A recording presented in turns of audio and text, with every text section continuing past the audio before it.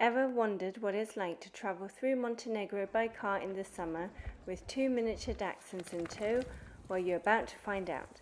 My girls and I are deep into our 2-week Balkan road trip, and today we're crossing from Serbia into Montenegro to explore the stunning Durmitor National Park and the famous Black Lake. Let's dive in.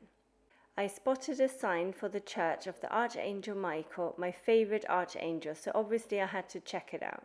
What I didn't expect was a scary 8-kilometer drive down a steep winding slope on a gravel road. I definitely need to work on my reversing skills. The church was closed when I finally made it down, but I did meet these 2 gorgeous stray dogs who were more than happy to accept some food. The spot was incredibly peaceful, and honestly, unless you've got a proper 4x4, I'd skip this particular adventure or hike down by foot. We pulled up to this perfect wooden A-frame cottage in Savin Kuk, not far from Žabljak, right in the heart of Durmitor National Park. I specifically wanted an Airbnb that would give us direct access to incredible hiking trails and, most importantly, walking distance to the Black Lake. Let me give you a quick tour. The cottage sits right next to a ski lift that hikers can use in the summer if they don't fancy the trek. Everything you need is here: a small kitchen, living area, the beds are upstairs, accessible by ladder.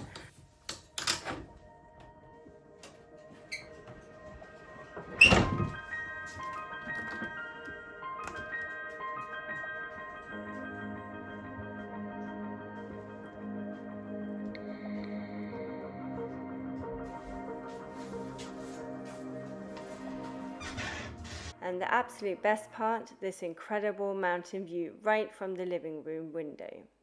Even in August, these mountains get really cold once the sun goes down. Make sure you pack warm clothes. Also, waterproofs would be a good idea as it can rain here. Montenegro had some water issues when I visited, so there was no safe drinking water anywhere I stayed. The host warned me, thankfully, so I'd brought water canisters, just something to keep in mind for your trip. We arrived pretty late after a hike in Serbia earlier. I linked that video below in the description, so the girls were ready to chill. There's one restaurant on site where I grabbed my central cappuccino, though fair warning, you'll only find instant coffee in most of the accommodations in the Balkans. Note to self, pack a proper coffee maker next time. The cottage is the one with the green roof you can see here. The host told me that last winter there was virtually no snow, so the ski lift now mainly serves summer hikers. Fun fact I didn't know, Montenegro uses euros despite not being in the EU. Who knew? We woke up to absolutely gorgeous blue skies, couldn't have asked for better hiking weather. I'm always up early, so I had these peaceful moments watching the landscape wake up before the other guests got up.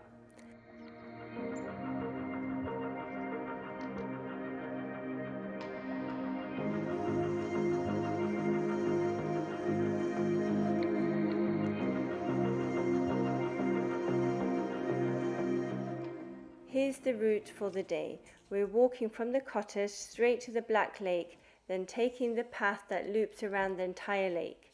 From the back, there's a forest trail that leads up to a smaller lake called Žabljak, I think. Our host also recommended this viewpoint here. We'll tackle that one tomorrow. After breakfast and packing our bags, we set off. The trail is well marked with red circles, and the girls were in absolute heaven with all the new scents to explore. However, these woods looked exactly like Austria, and later, the Black Lake reminded me so much of the Green Lake in Styria.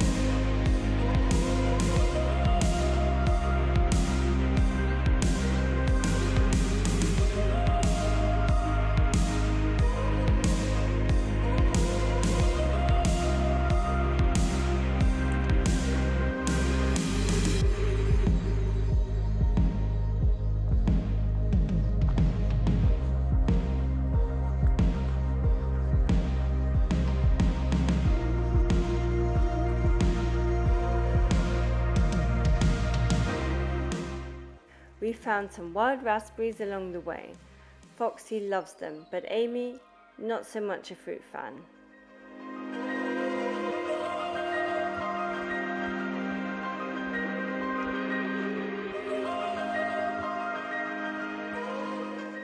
Here we spotted the lake through the trees. This incredible blue really was amazing. Foxy was really excited as she knows shallow water means ball time. I made sure to photograph the trail we'd taken so we could find our way back later. A lot of the forest entrances looked the same, so I wanted a foolproof way to remember.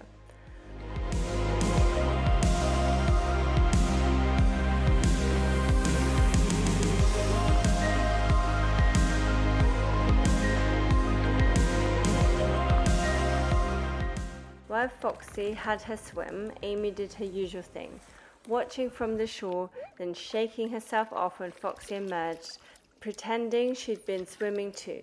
It never gets old. The entire area was so stunning, I could have taken 1,000 photos.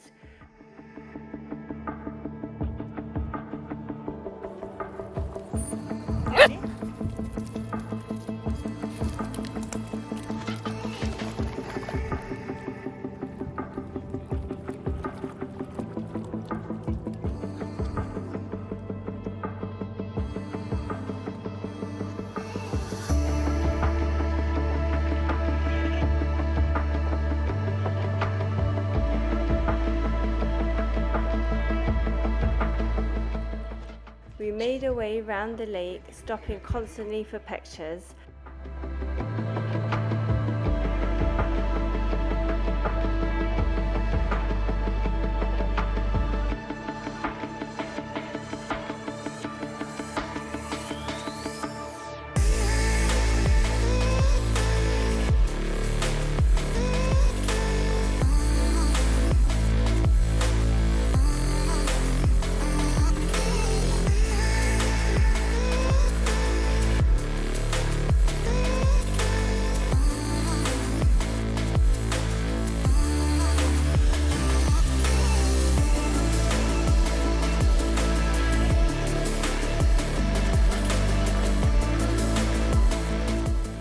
Then found a perfect spot for lunch. I packed tuna for all of us, plus some nuts.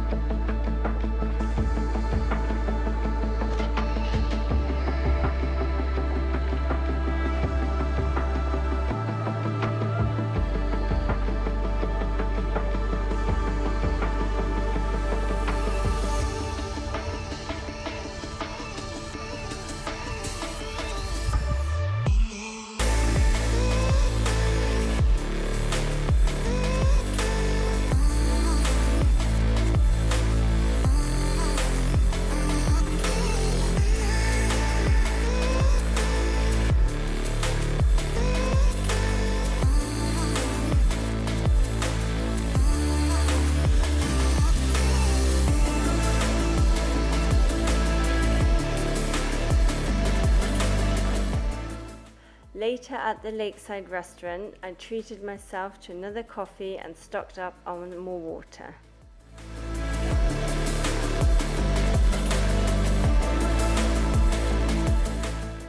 Our next destination was the smaller Zminje Lake. This path was, well, let's just say it wasn't as obvious. The markings were pretty much non-existent. Luckily, I found another hiker who showed me the way up on his map. The key is keeping the river on your left side. With all the turns and splits in the trail, this advice was absolutely crucial.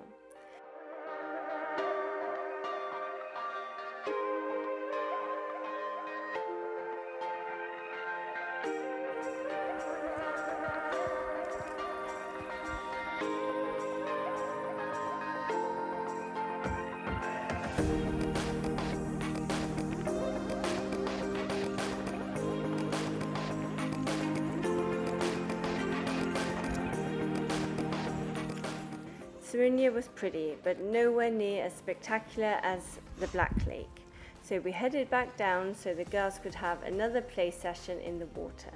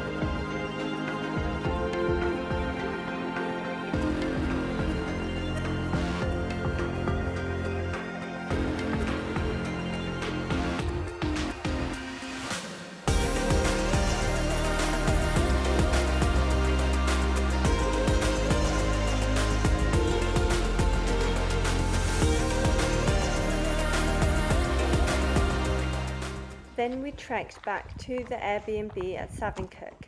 I had dinner at the restaurant. The food was delicious, though some of the dishes were quite pricey. The girls were ready for a nap. They had done so well. We had walked just under 20 kilometers total. We ended our day watching a local farmer gather his cows for the evening milking. They literally walked right past our garden.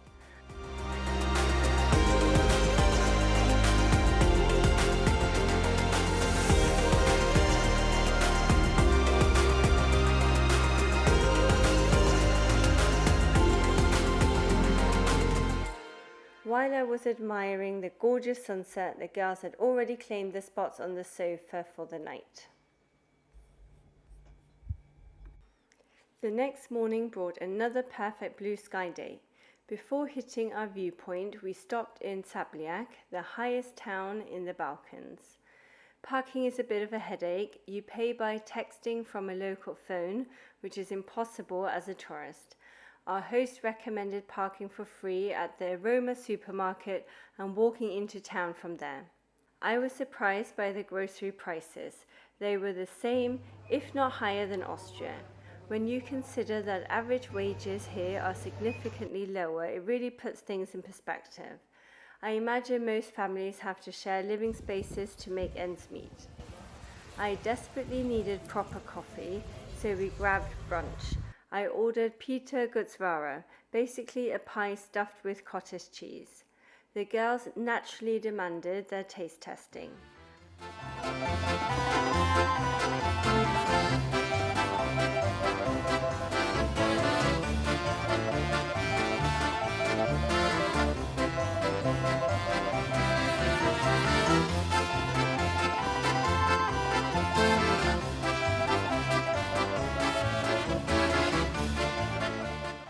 We wandered around town, though I kept to the main roads because Amy decided today was a barking day and there were several stray dogs around.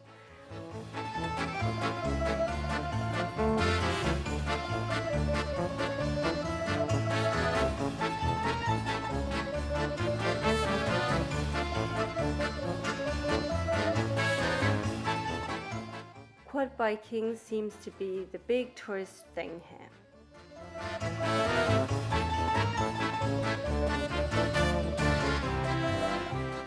We drove up to Montenegro restaurant for the viewpoint. Fair warning, it's an incredibly narrow, winding road that requires some serious reversing skills when you meet oncoming cars. Little did I know this was just a warm-up for Montenegro's mountain roads. They get much more intense later in the trip. The mountain views from up there were absolutely breathtaking. We enjoyed a walk around.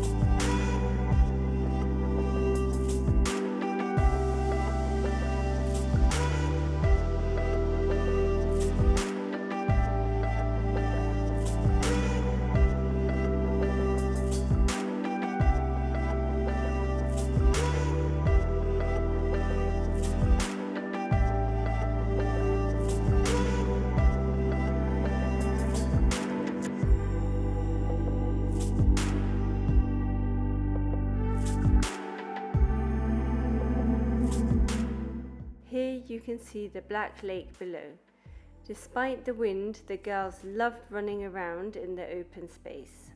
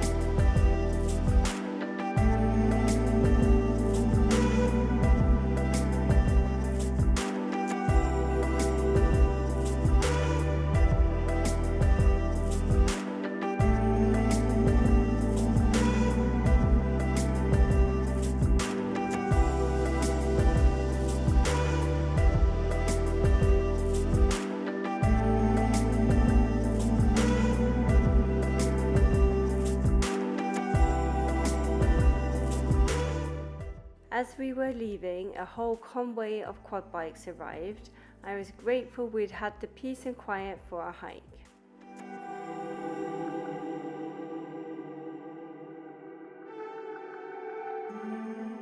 The restaurant allows dogs only on the terrace, not inside.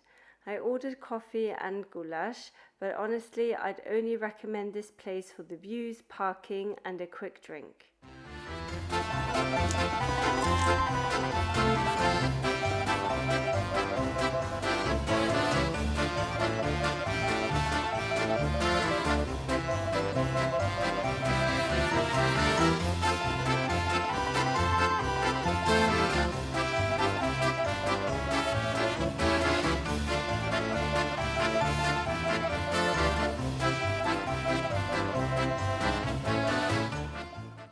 There was an abandoned ski lift beside the restaurant.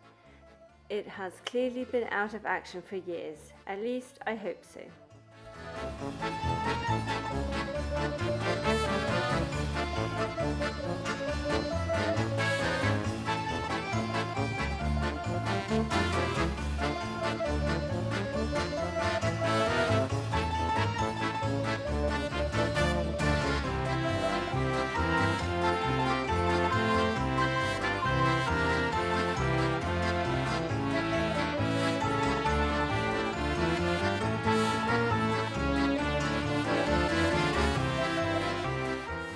The waste situation in the Balkans is well different.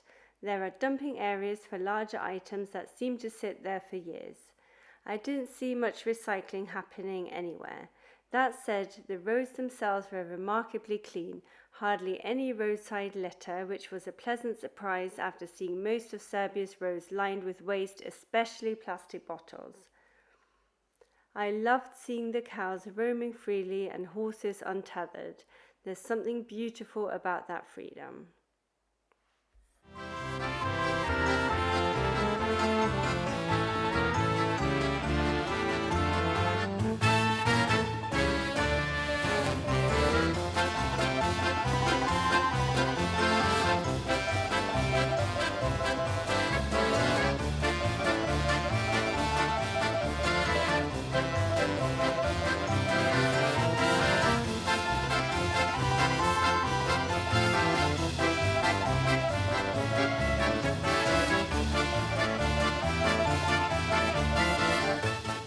We made it back to our Airbnb. This is the ski lift, which is only open for hikers in the summer.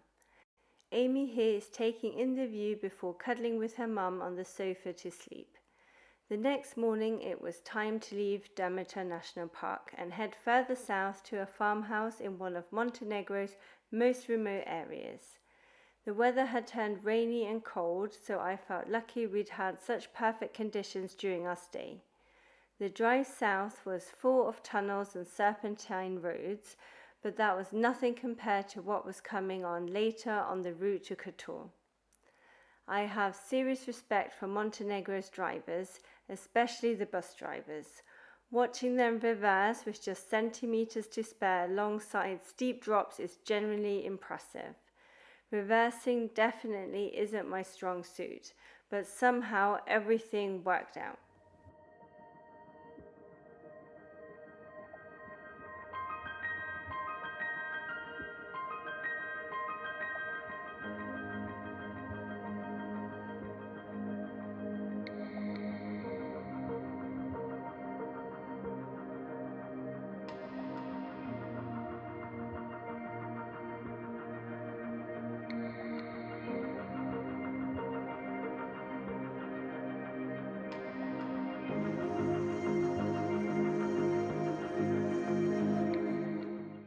I randomly stopped at this incredible family-run restaurant where the food was absolutely outstanding.